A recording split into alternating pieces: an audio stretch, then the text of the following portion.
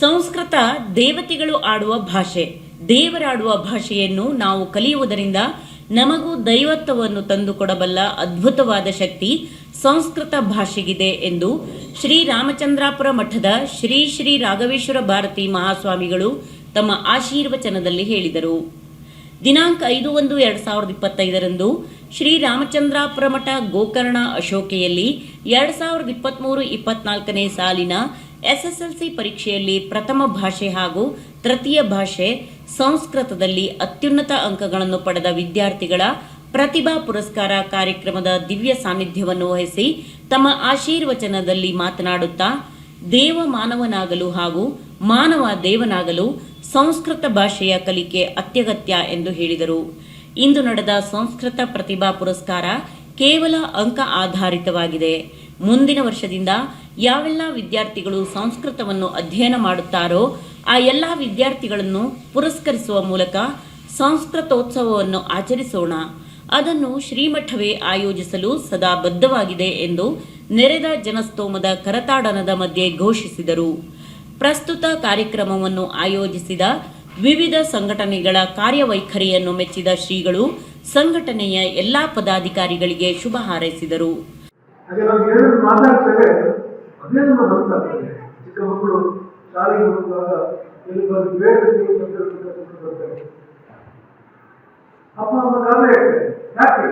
ಯಾಕೆಂದ್ರೆ ನಿಧಾನಕ್ಕೆ ತಲೆಗೆ ಬರ್ತದೆ, ನಮಗೆ ದೇಶಕ್ಕೆ ಬರ್ತದೆ, ಜೀವನಕ್ಕೆ ಬರ್ತದೆ, ಬರಬಾರ್ದು.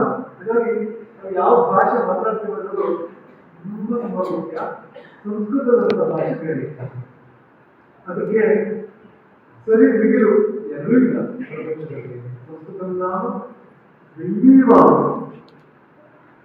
ದೇವತೆಗಳಾಡುವ ಭಾಷೆ, ಅದನ್ನು ಹೇಗೆ ತಗೊಳ್ಳುದು?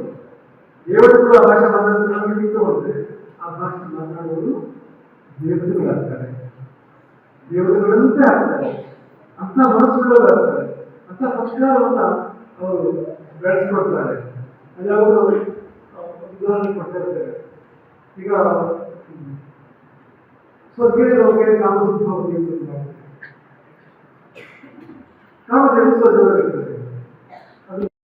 ರಾಜ್ಯ ಹಾಗೂ ಜಿಲ್ಲಾ ಸಂಸ್ಕೃತ ಅಧ್ಯಾಪಕರ ಸಂಘ, ಸಮ್ಯಕ್ ಪ್ರತಿಷ್ಠಾನಂ ಬೆಂಗಳೂರು, ವ್ಯೋಮ ಲಿಂಗ್ವಿಸ್ಟಿಕ್ ಫೌಂಡೇಶನ್ ಬೆಂಗಳೂರು ಇವರ ಸಹಯೋಗದೊಂದಿಗೆ ಆಯೋಜನೆಗೊಂಡ ಪ್ರಸ್ತುತ ಸಂಸ್ಕೃತ ಪ್ರತಿಭಾ ಪುರಸ್ಕಾರ ಕಾರ್ಯಕ್ರಮದಲ್ಲಿ ರಾಜ್ಯ ಸಂಸ್ಕೃತ ವಿಷಯ ಪರಿವೀಕ್ಷಕರಾದ ವೆಂಕಟರಮಣ ಡಿ ಭಟ್ ಇವರು ಪ್ರಾಸ್ತಾವಿಕವಾಗಿ ಮಾತುಗಳನ್ನಾಡಿ ಪುರಸ್ಕಾರದ ಮಹತ್ವ ಹಾಗೂ ಸಂಘಟನೆ ಬೆಳೆದು ಬಂದ ಹಂತವನ್ನು ಸಮಗ್ರವಾಗಿ ವಿವರಿಸಿದರು.